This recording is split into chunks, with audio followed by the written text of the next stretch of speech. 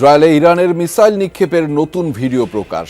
IDF এর হামলায় বিভিন্ন স্থাপনা ধ্বংসের দাবি। যুক্তরাষ্ট্র যুদ্ধে জড়াবে কিনা জানা যাবে 2 সপ্তাহের মধ্যে। র্যাব ও ডিজিএফআই এর সাবেক 23 কর্মকর্তার নাম গুম কমিশনের রিপোর্টে। 6টি সংস্থার বিরুদ্ধে বিচার বহির্ভূত আটকে মিলেছে প্রমাণ।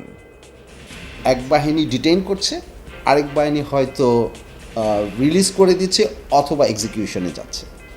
সো এই প্রক্রিয়ায় হয়ে আসছিল, এখানে প্রত্যেকটা বাহিনী ইনভলভ। শিশু পার্কের সংস্কার নিয়ে হযবরল অবস্থা দক্ষিণ সিটি কর্পোরেশনের। সবুজ ধ্বংস করে কংক্রিটের স্থাপনা নির্মাণের অভিযোগ নগর পরিকল্পনাবিদদের। শিশু পার্কে মানুষ আসে তো একটু আরামের জন্য, স্বস্তির জন্য, সেফ পাগলামির মাধ্যমে আমরা শিশু পার্কটা ধ্বংস করে দিলাম এবং মুক্তিযুদ্ধ মন্ত্রণালয়, গণপূর্ত, সিটি কর্পোরেশন সবাই মিলে এই পাগলামিটা একত্রে করলো। কেউ জানে না কি হচ্ছে। শরণার্থী চাপে পিষ্ট পর্যটন জেলা কক্সবাজার। 12.5 লাখ ছাড়িয়েছে নিবন্ধিত রোহিঙ্গা।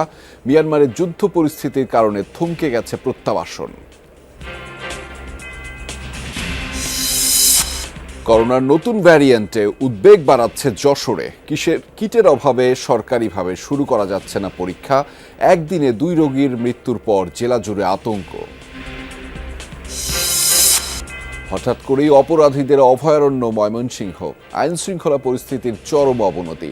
দিন দুপুরে চুরি ছিনতাইয়ের ঘটনায় জনমনে উৎকণ্ঠা। ভাগমারা মুরের আশেপাশে একটি পান দোকানও বাকি নাই যে তাকে চাঁদা না দেওয়া লাগে, আতিককে চাঁদা না দেওয়া লাগে। যা ইচ্ছা তাই হচ্ছে ময়মনসিংহ শহর থেকে। হয়তো গোটা বাংলাদেশি ময়মনসিংহ সাহস করে কি করে? সেনাবাহিনী মাঠে আছে এটুকু শুনলেই তো সন্ত্রাসী শহর ছেড়ে দেওয়ার কথা। দেশি সুতার উপর করের হার বাড়ায় স্পিনিং মিল ও তাঁত শিল্পে বিরূপ প্রভাব। ক্ষুব্ধ স্থানীয় উদ্যোক্তারা। আমার তাঁত যাচ্ছে এই দিকে তো সরকারের নজর নাই, আর সুতার দাম বাড়াইছে। আমরা ঋণে জর্জরিত, আমাদের তাঁত চলবো না, আমরা কি করে খামু? অনেক মিল বন্ধ হয়ে গেছে, তো এই মুহূর্তে আরো অতিরিক্ত ব্যয় আসলে এফোর্ড করা এদের জন্য একটা কষ্টসাধ্য ব্যাপার হবে।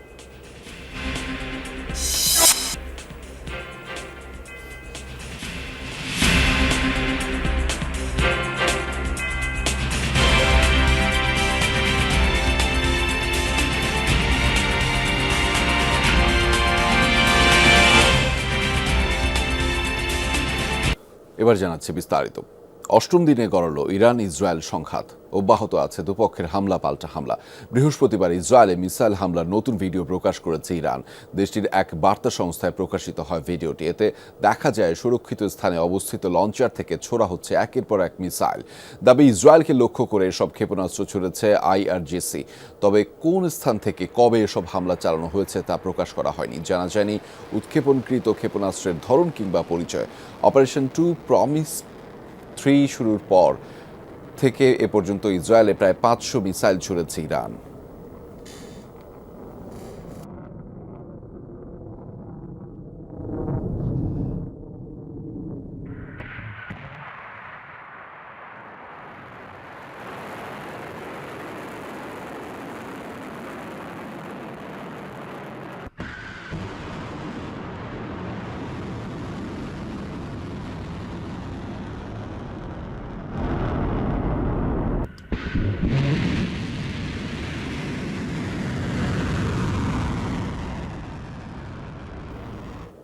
গেল কয়েক ঘন্টায় ইরান জুড়ে বেশ কয়েকটি স্থাপনা লক্ষ্য করে হামলা চালিয়েছে আইডিএফ।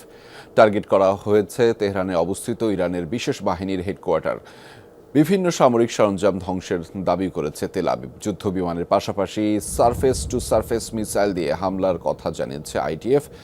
ইস্ফাহানের পাশাপাশি ক্যাসপিয়ান সাগর ঘেঁষা ইরানের উপকূলীয় শিল্প এলাকায়ও চলে হামলা। উত্তরাঞ্চলীয় রাশদ শহরেও পাওয়া গেছে বিস্ফোরণের শব্দ। এদিকে ইসরায়েল জুড়ে দফায় দফায় মিসাইল ও ড্রোন হামলা অব্যাহত ইরানের। জর্ডান সীমান্তবর্তী এলাকায় 3টি ইরানি ড্রোন প্রতিহতের দাবি করেছে নেতানিয়াহু বাহিনী। এর আগে ইসরায়েলের 15টি স্থানে ব্যাপক মিসাইল হামলা চালিয়েছে IRGC। ইরান ইসরায়েল সংঘাতে যুক্তরাষ্ট্র জড়াবে কিনা সে বিষয়ে 2 সপ্তাহের মধ্যেই সিদ্ধান্ত নেবেন মার্কিন প্রেসিডেন্ট ডোনাল্ড ট্রাম্প। হোয়াইট হাউসের নিয়মিত ব্রিফিংয়ে এই কথা জানিয়েছেন মুখপাত্র ক্যারোলিন লেভিট। সার্বিক পরিস্থিতির উপর ভিত্তি করে অদূর ভবিষ্যতে ইরানের সাথে আলোচনায় বসা কিংবা না বসার সম্ভাবনা রয়েছে যুক্তরাষ্ট্রের। তাই কূটনৈতিক প্রচেষ্টার পথ আরও সুগম করতে এই 2 সপ্তাহের মধ্যে সময় বেঁধে দিয়েছে হোয়াইট হাউস। তবে তেহরানের সাথে আলোচনায় বসলে যে কোনো চুক্তির ক্ষেত্রে ইউরেনিয়াম সমৃদ্ধ না করার বিষয়টি অন্তর্ভুক্ত থাকবেই বলে জানিয়েছে হোয়াইট হাউস। এর আগে ইরানে যুক্তরাষ্ট্রের হামলা পরিকল্পনায় মার্কিন প্রেসিডেন্টের অনুমোদনের বিষয়টি জানায় একাধিক গণমাধ্যম।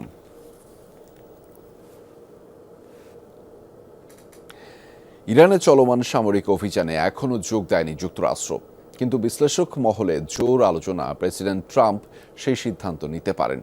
মার্কিন সংবিধান অনুযায়ী পুরো দস্তুর যুদ্ধের নির্দেশ দেওয়ার জন্য কংগ্রেসের অনুমোদন প্রয়োজন রয়েছে দেশটির প্রেসিডেন্টের, কিন্তু আইনি ফাঁকফোকর এড়িয়ে যুক্তরাষ্ট্রকে যুদ্ধে জড়ানোর অতীত ইতিহাস বেশ পুরনো। আর এই কারণেই ট্রাম্পের এখতিয়ারের বিরুদ্ধে অবস্থান নিয়েছে ডেমোক্রেটিক পার্টি। এমনকি নিজ দল রিপাবলিকান পার্টিতেও রয়েছে বিতর্ক।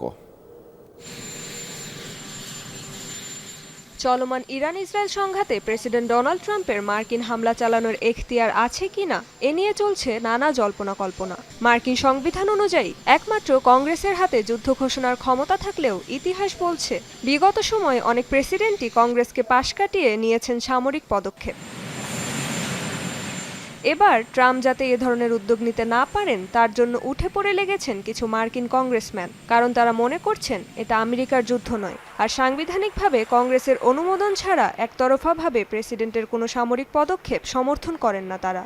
এই মুহূর্তে যুক্তরাষ্ট্রের কোনোভাবেই উচিত নয় ইরানের বিরুদ্ধে যুদ্ধে জড়ানো, আর যুদ্ধ ঘোষণার ক্ষমতা প্রেসিডেন্টের নেই, এই ক্ষমতা আছে শুধুমাত্র কংগ্রেসের। ট্রাম্প বলেছিলেন তিনি সকল যুদ্ধ বন্ধ করতে এসেছেন, শুরু করতে নয়। তাই এ নিয়ে রিপাবলিকানদের মধ্যে প্রতিদিনই বিতর্ক চলছে। রিপাবলিকান কংগ্রেসম্যান থমাস ম্যাসি ও ডেমোক্র্যাট কংগ্রেসম্যান রো খান্না মঙ্গলবার হাউস অব রিপ্রেজেন্টেটিভসে একটি যৌথ প্রস্তাব উত্থাপন করেন। এতে বলা হয় কংগ্রেসের স্পষ্ট অনুমতি ছাড়া ইরানে কোনো সামরিক অভিযান চালাতে পারবেন না মার্কিন প্রেসিডেন্ট। বর্তমানে হাউস অব ফরেন অ্যাফেয়ার্স কমিটিতে রয়েছে প্রস্তাবটি, যেখানে 15 দিনের মধ্যে কোনো পদক্ষেপ না নিলে সরাসরি ভোটের জন্য হাউসে উঠবে এটি। প্রস্তাবটি পাশ হলে কংগ্রেসের অনুমতি ছাড়া ইরানে বড় কোনো সামরিক হামলা বা যুদ্ধ শুরু করতে পারবেন না প্রেসিডেন্ট ট্রাম্প। তবে শুধু সাংবিধানিক বাধাই নয়, ইরানে হামলা না করতে মধ্যপ্রাচ্যের মিত্রদের পাশাপাশি ব্যবসায়ীদের পক্ষ থেকেও চাপ বাড়ছে ট্রাম্পের ওপর। এ সংঘাতে যুক্তরাষ্ট্র জড়িয়ে পড়লে ক্ষতির মুখে পড়বে সারা বিশ্বের অর্থনীতিও। ইরানে যদি যুক্তরাষ্ট্র অভিযান শুরু করে তাহলে তারা হরমুজ প্রণালী বন্ধ করে দিতে পারে। বর্তমানে বিশ্বের 20% তেল এবং গ্যাসের বাণিজ্য হয় এই পথে, আর তা বন্ধ হয়ে গেলে হুমকির মুখে পড়বে বিশ্ব অর্থনীতি। এর আগে সরাসরি প্রেসিডেন্টের নির্দেশে কোরীয় এবং ভিয়েতনাম যুদ্ধে জড়ায় যুক্তরাষ্ট্র। রেজবানা সাইমা, যমুনা নিউজ। লেবানিজদের উচ্ছ্বাসটা কম নয়। ব্যালিস্টিক মিসাইলের শব্দের সাথে শিল্পীর স্যাক্সোফোনের সুর মিশে একাকার। ছাদ রেস্তোরাঁগুলোয় চলছে জায়নবাদ বিরোধী নাচ গান। বেড়েছে দর্শনার্থীর সংখ্যাও। ইসরায়েলে ইরানের বোমা পড়ছে, আমরা সবাই একসাথে এই দৃশ্য দেখার জন্য এখানে জড়ো হয়েছি। এখান থেকে এই দৃশ্য সবচেয়ে স্পষ্ট দেখা যায়। যখনই ইসরায়েলে একটি করে মিসাইল পড়ে আমরা খুশিতে হাততালি দেই। মানুষের আনন্দ উল্লাসে চারপাশের পুরো পরিবেশটাই বদলে যায়। আমরা দেখেছি ইসরায়েলে গাজার সাথে কি করেছে, এখন সেই একই ঘটনারই শিকার হচ্ছে তারা। এই যুদ্ধ ইসরায়েল শুরু করেছে এবং পরাজয় তাদেরই হবে। ইসরায়েলের ভূমি থেকে আসমান সবই দখলে নিবে ইরান। আমরা কাঁধে কাঁধ মিলিয়ে ইরানের সাথে আছি। ইসরায়েলের এ পরিণতিতে খুশি ইরাক, মিশর, জর্ডান সহ মধ্যপ্রাচ্যের বেশিরভাগ দেশের সাধারণ মানুষ। তবে ইসরায়েলের পরবর্তী নিশানা হওয়ার শঙ্কাও বাসা বেঁধেছে কারো কারো মনে। সাবরিনা নুসরাত, যমুনা নিউজ। ইসরায়েলে অভিযান চালানোর পর আলোচনায় ইরানের সিজ্জিল ক্ষেপণাস্ত্র। পবিত্র কোরআনে বর্ণিত আব্রাহার হস্তি বাহিনী ধ্বংসের ঘটনা থেকে এই ক্ষেপণাস্ত্রের নামকরণ করা হয়েছে সিজ্জিল। এই ক্ষেপণাস্ত্রের বিশেষত্ব হলো এটি উৎক্ষেপণের পর 2টি ধাপে গতি নেয়, ফলে 700 কেজি বিস্ফোরক নিয়ে দ্রুত আঘাত হানতে পারে শত্রুর অবস্থানে। সাপের ফনার আকৃতি নিয়ে দ্রুত গতিতে লক্ষ্যের দিকে এগিয়ে চলছে মিসাইল। ক্ষেপণাস্ত্রের এমন অদ্ভুতভাবে টার্গেটের দিকে ছুটে চলার দৃশ্য নিয়ে সামাজিক যোগাযোগ মাধ্যমে চলছে তোলপাড়। অনেকেরই দাবি এটি ইরানের বহুল আলোচিত সিজ্জিল ক্ষেপণাস্ত্র। দুদিন আগে সর্বোচ্চ ধর্মীয় নেতা আয়াতুল্লাহ খামেনি ঘোষণা দেন ইসরায়েলের বিরুদ্ধে সবচেয়ে বড় অভিযান শুরু করেছে ইরান। তেহরান বলছে এর পরপরই ইসরায়েলি ভূখণ্ডে ছোড়া হয় সিজ্জিল ক্ষেপণাস্ত্র। ভূমি থেকে ভূমিতে নিক্ষেপযোগ্য এই ক্ষেপণাস্ত্রের বিশেষত্ব হল এটি উৎক্ষেপণের পর দুটি ধাপে গতি নেয়। এতে সলিড ফুয়েল ব্যবহার করায় দ্রুত ছোঁড়া যায়। প্রায় 18 মিটার দৈর্ঘ্যের এই মিসাইল 700 কেজি পর্যন্ত বিস্ফোরক বহন করতে পারে। সিজ্জিলের সর্বোচ্চ পাল্লা আনুমানিক 2000 কিলোমিটার। এর সবচেয়ে বড় সুবিধা হল দ্রুত উৎক্ষেপণ সক্ষমতা। এর পাশাপাশি এটি রাডার ও প্রতিরক্ষা ব্যবস্থা ফাঁকি দিয়ে লক্ষ্যবস্তুতে পৌঁছাতে সক্ষম। সিজ্জিল ক্ষেপণাস্ত্র প্রকল্প শুরু হয় 90-এর শেষ দিকে। এটি মূলত জিলজাল নামের স্বল্প পাল্লার ক্ষেপণাস্ত্র কর্মসূচির ওপর ভিত্তি করে তৈরি। পবিত্র কোরআনে বর্ণিত সূরা ফিল থেকে নেওয়া হয়েছে সিজ্জিল শব্দটি। আবাবিল পাখি থেকে ছোড়া পাথরকে সিজ্জিল বলা হয়। মীর মুশফিক হাসান, যমুনা নিউজ। গুম কমিশনের তদন্ত রিপোর্টে এসেছে 23 ঊর্ধ্বতন কর্মকর্তার নাম। এরা র্যাব ও ডিজিএফআই এর সাবেক কর্মকর্তা। গুম থেকে ফিরে আসা 2 ভুক্তভোগীর আদ্যোপান্ত তদন্ত করতে গিয়ে তাদের নাম পেয়েছে তদন্ত কমিশন। রিপোর্টে এসেছে 6টি সংস্থা 3 ধাপে 16 বছর ধরে এসব গুম করেছে। কমিশনের রিপোর্টের ভিত্তিতে রিপোর্ট করেছেন সহকর্মী মনিরুল ইসলাম। ব্যারিস্টার আরমান যুদ্ধাপরাধের দায়ে ফাঁসি দেয়া মীর কাশেম আলীর ছেলে। তার বাবাকে ফাঁসি দেবার আগে একটা সময় আরমানকে ধরে নিয়ে এই সেলে গুম করে রাখা হয়। প্রায় 8 বছর পর মুক্ত হন তিনি। আরমানের এই ঘটনা তদন্ত করতে গিয়ে গুম সংক্রান্ত তদন্ত কমিশন ধারণা করেছিল তাকে হয়তো আয়না ঘরে রাখা হয়েছে, কিন্তু তার সাক্ষ্য অনুযায়ী প্রমাণ মেলে তাকে আয়না ঘরে নয়, রাখা হয়েছে র্যাবের টিএফআই সেলে, যার কোড নাম ছিল হাসপাতাল বা ক্লিনিক। আরমান গুম আছে এটার সাথে জড়িত এবং তা পরে জেনেও কোনো ব্যবস্থা না নেয় র্যাবের বেশ কয়েকজন কর্মকর্তার নাম এসেছে তদন্ত কমিশনের রিপোর্টে। একটা বাহিনী অ্যাবডাক্ট করছে, এক বাহিনী ডিটেইন করছে, আরেক বাহিনী হয়তো রিলিজ করে দিচ্ছে অথবা এক্সিকিউশনে যাচ্ছে। সো এইটা এই প্রক্রিয়ায় হয়ে আসছিল। এখানে প্রত্যেকটা বাহিনী ইনভলভ মোরলেস, বিশেষ করে ইন্টেলিজেন্স উইংগুলো, ডিজিএফআই বা র্যাবের যে ইন্টেলিজেন্স উইং সো তারা এটা কন্টিনিউয়াসলি করেছে over the time period from 2009 to 5th August. কমিশনের রিপোর্টে আরেকটি ঘটনার বিবরণ তুলে ধরা হয়েছে, সেটা সাবেক সেনা কর্মকর্তা ও জামাত নেতা গোলাম আজমের ছেলে ব্রিগেডিয়ার অবসর আজমির গুমের ঘটনা। রিপোর্ট বলছে আজমি যতদিন গুম ছিলেন সে সময় ডিজিএফআই এর দায়িত্বে ছিলেন 5 মহাপরিচালক এবং 1 জন পরিচালক, যাদের সবাইকে 5 আগস্টের পর চাকরি থেকে অবসরে পাঠানো হয়েছে। গোয়েন্দা সংস্থাটির জয়েন্ট ইন্টারোগেশন সেল বা জেসিআই এর কোড নাম ছিল আয়নাঘর। ডিজিএফআই এর এই ফ্যাসিলিটিটার আগে কোড নাম ছিল ব্ল্যাক হোল। তারপরে পরবর্তীতে 2009 অনওয়ার্ডস কোনো একটা সময়ে এটার নাম দেওয়া হয়েছে, তাদের দেয়া নাম হলো আয়নাঘর। তো আমরা একটা প্রোফাইল তৈরি করে আমাদের যে অফিসার যারা ছিলেন তাদের সাথে আমরা শেয়ার করতে শুরু করি। এটা সব সকল এজেন্সি, আমাদের এটা ডিজিএফআই ছিল, এটা আমাদের জানা ছিল না। আমরা এটা র্যাবকেও দিয়েছি, আমরা এটা ডিজিএফআইকেও দিয়েছি। র্যাবের একজন অফিসার সর্বপ্রথম বলেন আমাদেরকে, as far as I remember, যে উনি এই ফ্যাসিলিটিটা চিনেন বিকজ উনি একজন ডিটেনিকে ওখানে ড্রপ করেছিলেন। এরপর থেকে আর কি আমরা জানতে পারি যে এই ফ্যাসিলিটিটা এক্সিস্ট করে। কমিশনের রিপোর্টে শুধু 2টি ঘটনার তদন্তে এই 22 জনের নাম এসেছে। তবে চৌধুরী আলম, ইলিয়াস আলী বা সাজেদুল সুমনের মতো বড় বড় ঘটনার আদ্যোপান্ত এখনও তদন্ত হচ্ছে। কমিশনের শেষ রিপোর্টে 2009 থেকে 2024 পর্যন্ত গুমের সাথে জড়িত ও দায়ী আরও কর্মকর্তার নাম আসবে বলে জানিয়েছেন কমিশন সদস্যরা। মনিরুল ইসলাম, যমুনা নিউজ, ঢাকা। কবে শেষ হবে শিশু পার্কের কাজ জানে না ঢাকা দক্ষিণ সিটি কর্পোরেশন। চলছে ভূমি উন্নয়নের কাজ, বাকি রয়ে গেছে রাইডের অবকাঠামো, টেন্ডার সহ পুরো প্রক্রিয়া। নকশার পরিবর্তন না হলেও কমবে খরচ। পার্কে মুক্তিযুদ্ধ মন্ত্রণালয়ের অধীনে প্রকল্পে কংক্রিটের ভূগর্ভস্থ পার্কিংয়ের কাজ এখনও শেষ হয়নি। নগর পরিকল্পনাবিদরা বলছেন সবুজ ধ্বংস করে কংক্রিটের স্থাপনা নির্মাণে জড়িতদের শাস্তির আওতায় আনা দরকার। সহকর্মী শাকিল হাসানের রিপোর্টে থাকছে বিস্তারিত। ছবি তুলেছেন মোহাম্মদ সুমন। একসময় পার্কটি ছিল রাজধানীর শিশুদের আনন্দের এক জায়গা। 2019 সালের জানুয়ারিতে নোটিশ দেয়া হয় বন্ধের। এতদিনে পড়ে গেছে ধুলোর আস্তরণ, আর ভেতরের দৃশ্য তো যুদ্ধবিধ্বস্ত জনপদের। ভেঙে ফেলা হয়েছে আগের রাইডগুলোর বেশিরভাগ। মুক্তিযুদ্ধ বিষয়ক মন্ত্রণালয়ের অধীনে ভূগর্ভস্থ পার্কিং তৈরির কাজ চলছে এখানে। 397 কোটি টাকার প্রকল্পটি শেষ হয়নি 7 বছরে। কবে শেষ হবে জানতে চাইলেও সাড়া মেলেনি মন্ত্রণালয়ের। প্রকল্প পরিচালক যুগ্ম সচিব প্রণব কুমার সাহাকে বারবার ফোন করা হলেও সাড়া দেননি। প্রকল্প এলাকায় এখনো চলছে অবকাঠামো নির্মাণের কাজ। এক জায়গায় খোঁড়া হয়েছে বিশাল গর্ত।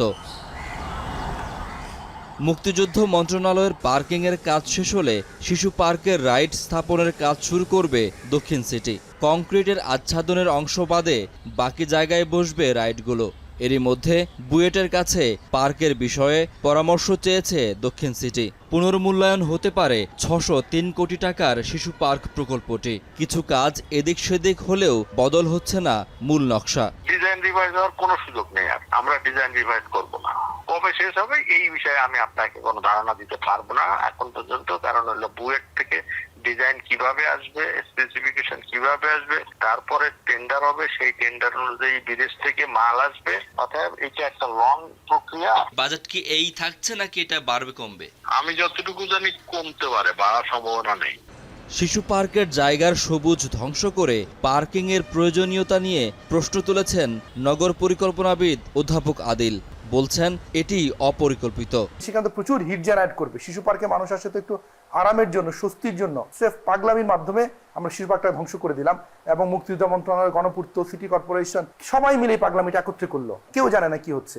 তাহলে এই একটা ছোট মানে সহজভাবে একটা প্ল্যান করা উচিত, যে প্ল্যানটা জনগণকে দেখে মতামত নিয়ে দ্রুত 1-1.5 বছরের বেশি পার্কটা নেওয়া উচিত না। ইতিমধ্যে 7 বছর পার হয়েছে।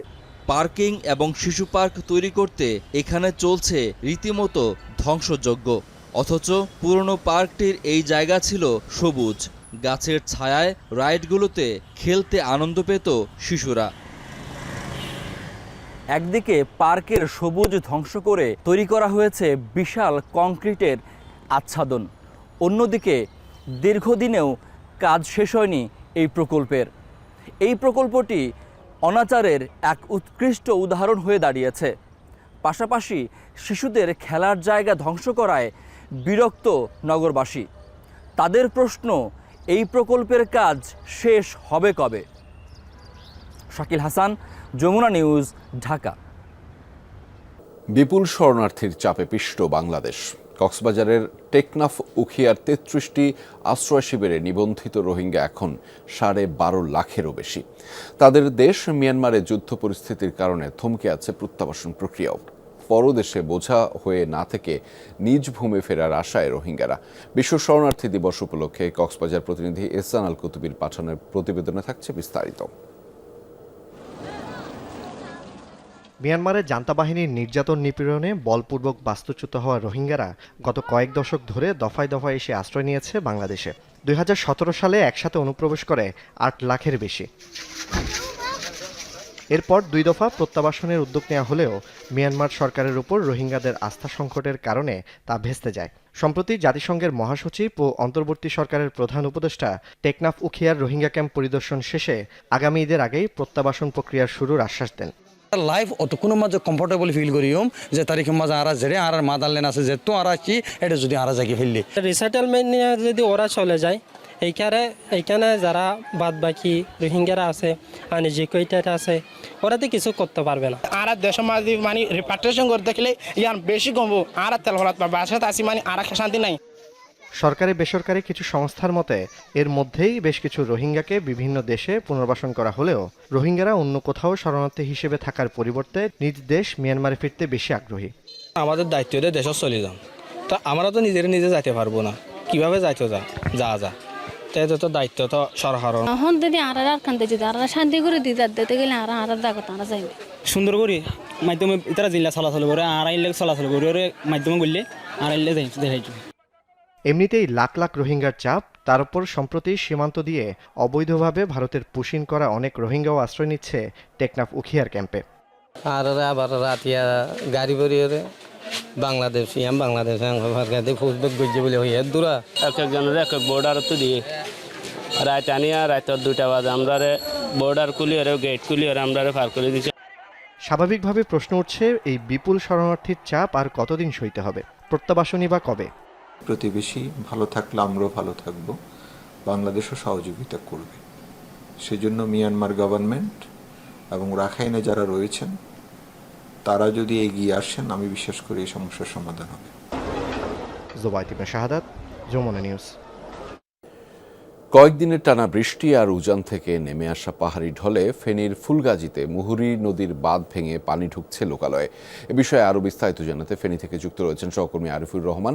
তার মাধ্যমে জানাবো সেখানকার সবশেষ তথ্যগুলো। আরিফ, কোন কোন এলাকা প্লাবিত হয়েছে সেটি জানতে চাই, একই সাথে জানাবেন সার্বিক পরিস্থিতি আপনি সেখানে কেমন দেখছেন?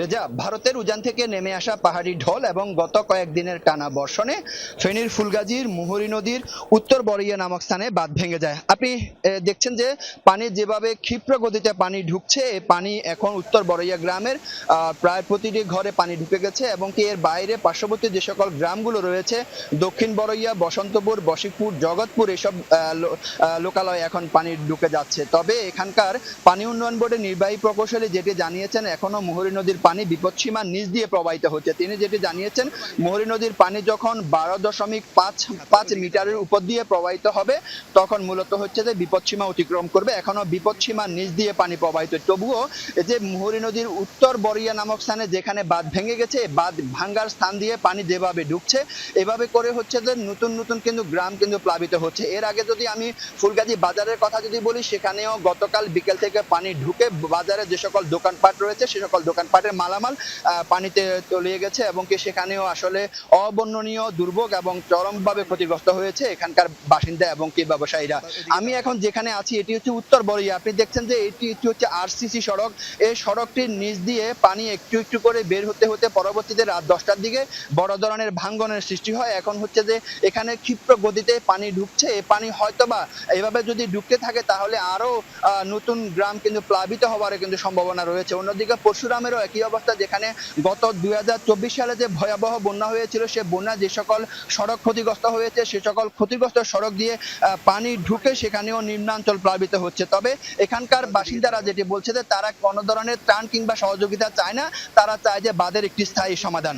রেজা, সীমান্তবর্তী জেলা যশোরে চোখ রাঙাচ্ছে করোনা ভাইরাস। নতুন ভ্যারিয়েন্ট উদ্বেগ বাড়াচ্ছে দিনকে দিন।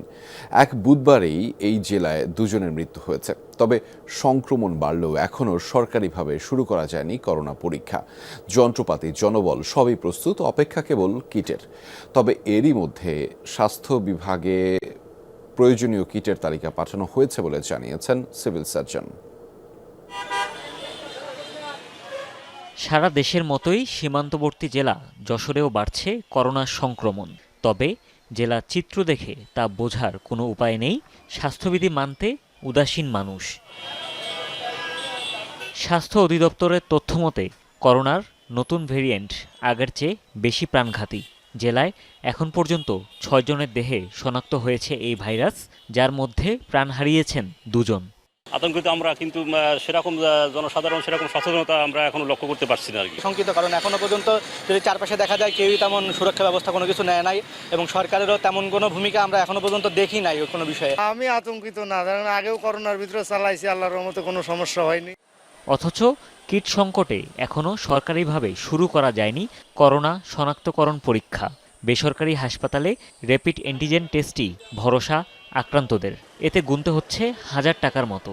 আতঙ্ক না হয়ে যতটুকু সতর্কতা আছে সেটুকু মেনে চললে হবে আমার খেয়াল। শুরুতে যদি পদক্ষেপ না নেয় তাহলে বড় ধরনের আশঙ্কা হতে পারে। করোনার প্রথম দফায় এ জেলায় পরীক্ষা নিরীক্ষার অন্যতম মাধ্যম ছিল যশোর বিজ্ঞান ও প্রযুক্তি বিশ্ববিদ্যালয়ের জিনোম সেন্টারের আরটিসিপির মেশিন। এবারও প্রস্তুত ল্যাবের যন্ত্রপাতি ও জনবল, অপেক্ষা কেবল চাহিদা মোতাবেক কিটের। বিজ্ঞান প্রযুক্তি বিশ্ববিদ্যালয় থেকে তাদের প্রয়োজন মতো চাহিদা নিয়ে এটা আমরা স্বাস্থ্য অধিদপ্তরে প্রেরণ করেছি। ওনারা আমাদের কিটগুলো সংগ্রহ করা হলে আমাদেরকে জানলে আমরা কিটগুলো নিয়ে আসবো। করোনাকালীন সময়ে আমাদের জেনোম সেন্টার সর্বোচ্চ সার্ভিস প্রোভাইড করেছে, টেস্টিং সার্ভিস। সেই সার্ভিসের প্রস্তুতি আমরা নিয়ে রেখেছি। আমাদের এখানে সরকার কর্তৃক যে কিট সরবরাহ করা হয় সেই কিটটি পেলেই আমরা তাৎক্ষণিকভাবে আমাদের টেস্টিং কার্যক্রম আবার শুরু করব। 2020 সাল থেকে এখন পর্যন্ত যশোরে করোনা রোগী শনাক্ত হয়েছে 25,000-এর বেশি। এর মধ্যে প্রাণ হারায় প্রায় 600 মানুষ। হুমায়ুন রশিদ, যমুনা নিউজ। ময়মনসিংহে অবনতি হচ্ছে আইনশৃঙ্খলা পরিস্থিতির। শহরের প্রাণকেন্দ্রগুলোতেই ঘটছে চুরি, ছিনতাই, চাঁদাবাজির মতো ঘটনা। নগরীর অলিগলি পথে দিনের বেলাতেও নিরাপদ বোধ করছেন না বাসিন্দারা। অপরাধীদের বিচরণ গ্রামগঞ্জেও। পুলিশ সতর্ক অবস্থানে, অভিযানও চলছে নিয়মিত। তবে বাস্তবতা হচ্ছে পুলিশকে ভয় পাচ্ছে না অপরাধীরা। কেন হচ্ছে এমন? কারণ খোঁজার চেষ্টা করেছে যমুনা টেলিভিশন। সহকর্মী হুসান শাহিদের প্রতিবেদনে থাকছে বিস্তারিত। নগরীর চরপাড়া এলাকায় এভাবেই ডাক্তারের চেম্বারে ঢুকে পড়ে চাঁদাবাজরা। চিকিৎসক আবুল মনসুর প্রতিদিনের মতো রোগী দেখছিলেন। তাকে জিম্মি করে আদায় করা হয় 5 লাখ টাকা। যা ইচ্ছা তাই হচ্ছে ময়মনসিংহ শহরটাতে। হয়তো গোটা বাংলাদেশি ময়মনসিংহ সাহস করে কি করে? সেনাবাহিনী মাঠে আছে এটুকু শুনলেই তো সন্ত্রাসী শহর ছেড়ে দেওয়ার কথা। কে জানে? শহরের বাগমারা এলাকায় শাপলা নার্সিং হোমেও ঘটে একই ধরনের ঘটনা। ভাগমারা মোড়ের আশেপাশে একটি পান দোকানও বাকি নাই যে তাকে চাঁদা না দেওয়া লাগে, আতিককে চাঁদা না দেওয়া লাগে। আইন শৃঙ্খলা পরিস্থিতির অবনতি শুধু শহরে নয়, গ্রামাঞ্চলেও ছড়িয়ে পড়েছে। সম্প্রতি বিভাগ জুড়ে পুলিশের ব্যাপক রদবদল হওয়ায় নতুন দায়িত্বপ্রাপ্ত কর্মকর্তারা অপরাধী চেনেন না। চেনা নেই রাস্তাঘাট, অলিগলি, কমে গেছে সোর্সও। অনেক অপরাধীর আগের কোনো রেকর্ডও নেই। তাই পরিস্থিতি নিয়ন্ত্রণে হিমশিম খাচ্ছে পুলিশ। আমরা যখন জানতে পারছি যে অভিযোগ যখন চাচ্ছি তাদের কাছে, তারা অভিযোগ দিতে একটু অনাগ্রহ প্রকাশ করছেন। এক্ষেত্রে তারা নিজেদের নিরাপত্তার কথা বলছেন, কিন্তু যদি আমরা অভিযোগ না পাই, আমাদের লিগ্যাল কার্যক্রমকে প্রসিড করা কিছু আইনত জটিলতা আছে। এদিকে নতুন এক চ্যালেঞ্জ দেখা দিয়েছে। অপরাধীরা নিজেদের রক্ষায় ব্যবহার করছে জনতার ভিড়। যেমন গেল বুধবার উকিলের সাথে কাজ শেষ করে ফিরছিলেন হত্যা মামলার এক আসামি। তাকে ধরতে গেলে বাধা দেয় আইনজীবী। এক পর্যায়ে ডিবি পুলিশের সঙ্গে শুরু হয় আইনজীবীর ধস্তাধস্তি। এর মধ্যে আসামি মাটিতে লুটিয়ে পড়ে চিৎকার করে নিজেকে অসহায় দাবি করে। মুহূর্তেই জড়ো হয় উৎসুক জনতা। মোবাইলে ভিডিও করতে থাকেন কেউ কেউ। পুলিশ পড়ে যায় দ্বিধায়। একদিকে ভাইরালের শঙ্কা, অন্যদিকে শাস্তির ভয়। মাদক ব্যবসায়ী, চাঁদাবাজ এদেরকে ধরতে গেলে ওরা নিজেরাই মব সৃষ্টি করে আর পুলিশকে উল্টো ধাওয়া দিচ্ছে। তো এই কারণে পুলিশের মাঝে একটা ভীতি কাজ করছে। জেলা প্রশাসক বলছেন, পরিবহন সেক্টর থেকে শুরু করে ব্যবসা প্রতিষ্ঠান সব ক্ষেত্রেই চাঁদাবাজি, চুরি ছিনতাইয়ের অভিযোগ পাওয়া যাচ্ছে। কিছু কিছু জায়গায় আমরা শুনতে পাচ্ছি চাঁদাবাজির ঘটনাও ঘটছে। বিশেষ করে পরিবহন সেক্টরে চাঁদাবাজি হচ্ছে। ক্লিনিক এবং ডায়াগনস্টিক সেন্টার যেগুলো রয়েছে সেখানেও একটা চাঁদাবাজির ঘটনা ঘটছে বলে আমরা শুনতে পেয়েছি। তো আমরা এগুলো শোনার সাথে সাথে তাৎক্ষণিকভাবে আমি আইনশৃঙ্খলা বাহিনীকে নির্দেশনা দিয়েছি, তারা যেন তাদের বিরুদ্ধে, চাঁদাবাজদের বিরুদ্ধে আইনানুগ ব্যবস্থা গ্রহণ করেন। এই প্রতিবেদনটি তৈরি করার সময় পুলিশের বিভিন্ন পর্যায়ের সদস্যদের সাথে কথা বলেছি আমি। তারা ক্যামেরার সামনে কথা বলতে রাজি হয়নি। তবে অন্যান্য কারণের সাথে তারা যেটি আমাকে জানিয়েছেন সেটি হচ্ছে আইন শৃঙ্খলা রক্ষায় ঝুঁকি নিয়ে কাজ করতে অনেকেই অনাগ্রহী। কারণ ঝুঁকি নিয়ে কাজ করতে গিয়ে যদি নিজে কোনো বিপদে পড়েন, তাহলে তার সহকর্মী কিংবা ঊর্ধ্বতন কর্মকর্তারা তার পাশে থাকবেন, এমন আস্থা সংকটে ভুগছে অনেকেই। এমন আস্থা সংকট কাটিয়ে উঠতে উদ্যোগ নেবে সরকার, এমনটাই প্রত্যাশা সবার। হুসাইন শাহিদ, যমুনা নিউজ, ময়মনসিংহ। এবারের বাজেট প্রস্তাবনায় দেশি সুতার উপর সুনির্দিষ্ট করের পরিমাণ প্রতি কেজিতে 3 থেকে বাড়িয়ে 5 টাকা করা হয়েছে। কটন ও কৃত্রিম আঁশে তৈরি সুতার ক্ষেত্রে এর নতুন হার কার্যকর হবে। ফলে সুতার দাম বাড়তে পারে, আর এর প্রভাব পড়বে তাঁত শিল্প সহ পোশাকের বাজারে। তবে সিনথেটিক সুতার কর কমানো হচ্ছে প্রতি কেজিতে 1 টাকা। এ নিয়ে ক্ষোভ রয়েছে স্পিনিং মিল ও তাঁত শিল্পের উদ্যোক্তাদের। মূল্যস্ফীতি নিয়ন্ত্রণ, কাজের সুযোগ তৈরি, সামাজিক সুরক্ষায় ভাতা এবং উপকারভোগীর সংখ্যা বৃদ্ধি এবং ব্যবসায় পরিবেশের উন্নয়নকে গুরুত্ব দিয়ে অর্থ উপদেষ্টা ডক্টর সালেউদ্দিন আহমেদ 2025-26 অর্থ বছরের জন্য প্রায় 7,90,000 কোটি টাকার বাজেট প্রস্তাব করেছেন। বাজেট প্রস্তাবনায় দেশি সুতার করের পরিমাণ প্রতি কেজিতে 3 থেকে বাড়িয়ে 5 টাকা করা হয়েছে, আর সিনথেটিক সুতার করের পরিমাণ 6 থেকে কমিয়ে 5 টাকা করা হয়েছে। স্পিনিং মিলগুলোতে তৈরি হয় কটন সুতা, যা ব্যবহার করা হয় তাঁত শিল্পে। আমদানিকৃত সুতার দাম কমিয়ে দেশে তৈরি সুতার দাম বৃদ্ধির প্রস্তাব দেয়াতে ক্ষোভ প্রকাশ করেছেন স্পিনিং মিল এবং তাঁত শিল্পের মালিকেরা। সুতার মিলগুলোর অবস্থা খুবই নাজুক এই মুহূর্তে। বাংলাদেশে অনেক লাস্ট 1 ইয়ার 2 ইয়ার্স অনেক মিল বন্ধ হয়ে গেছে, তো এই মুহূর্তে আরো অতিরিক্ত ব্যয় আসলে এফোর্ড করা এদের জন্য একটা কষ্টসাধ্য ব্যাপার হবে। আমার তাঁত যাচ্ছে এই দিকে তো সরকারের নজর নাই, আর সুতার দাম বাড়াইছে। আমরা দিনে জর্জরিত, আমাদের তাঁত চলবো না, আমরা কি করে খামু? দেশীয় শিল্পকে বাঁচানো এবং দেশীয় যারা ভোক্তা আছে এই পর্যায়ে তাদের স্বস্তি দেওয়ার জন্য এইটা পুনর্বিবেচনার জন্য দাবি রাখছে। দেশি সুতার উপর করের পরিমাণ কমিয়ে আনার দাবি জানিয়েছে সিরাজগঞ্জ চেম্বার। বলা হচ্ছে এর প্রভাব পড়বে সাধারণ মানুষদের উপর। বাজেট এটা বাড়ানোর কারণে এটা তাঁতিদের উপরে প্রভাব পড়বে এবং কাপড়ের মূল্য বৃদ্ধি পাবে, এবং কাপড়ের মূল্য বৃদ্ধি পেলে আমরা যারা গ্রাহক আমাদের উপরে সেই প্রভাবটা পড়বে। রাবেয়া স্মৃতি, যমুনা নিউজ।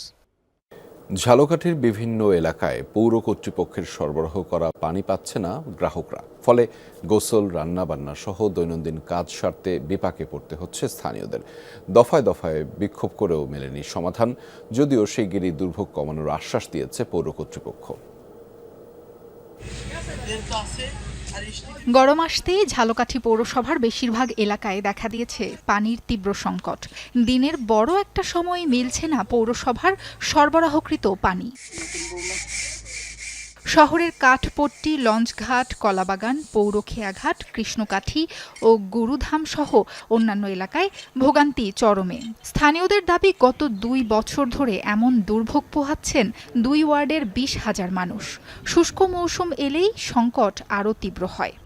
ঘরের জীব, মেয়ে, ছেলে মেয়ে সব বয়স্ক মানুষ সব নদীতে গোসল করা লাগে, কোনো টাইমে পানি পায় না। আমরা দুপুর হয় সকাল থেকে একটা সন্ধ্যা 12টা পর্যন্ত পানিই পাই না। একটি এলাকায় মাসে 30 দিনের মধ্যে 25-26 দিন কিভাবে পানি থাকে না। রাতের বেলা পানি আসে, পানি দিয়ে কি কিছু কাজ করা যায়? গ্রাহকরা বলছেন প্রতি মাসে 620 টাকা করে পানির বিল নেয় কর্তৃপক্ষ, অথচ সময় মতো পানি মেলে না। ক্ষুব্ধ হয়ে পৌরসভা ঘেরাও, বিক্ষোভ ও মানববন্ধন করে স্থানীয়রা। অভিযোগ রয়েছে সরবরাহ ব্যবস্থার অজুহাতে নিজেদের গাফিলতি আড়াল করছে পৌর কর্তৃপক্ষ। 9 নম্বর ওয়ার্ডে যে পানির পাম্প, তাদের ওখানে গেলে তারা বলে যে পানির পাম্প সারা হয় না, পানির পাম্পের সমস্যা, আপনার বিদ্যুতের সমস্যা। নামাজ পড়তে পারি না, উযু করতে পারি না, গোসল করতে পারি না, সব দিকে আমাকে অসুবিধা। কিন্তু তারা পানির বিল ঠিকই নেই। আমরা চাই পানি, এই পানি না দিলে আমরা সামনের মাসে কোনো বিল দেব না।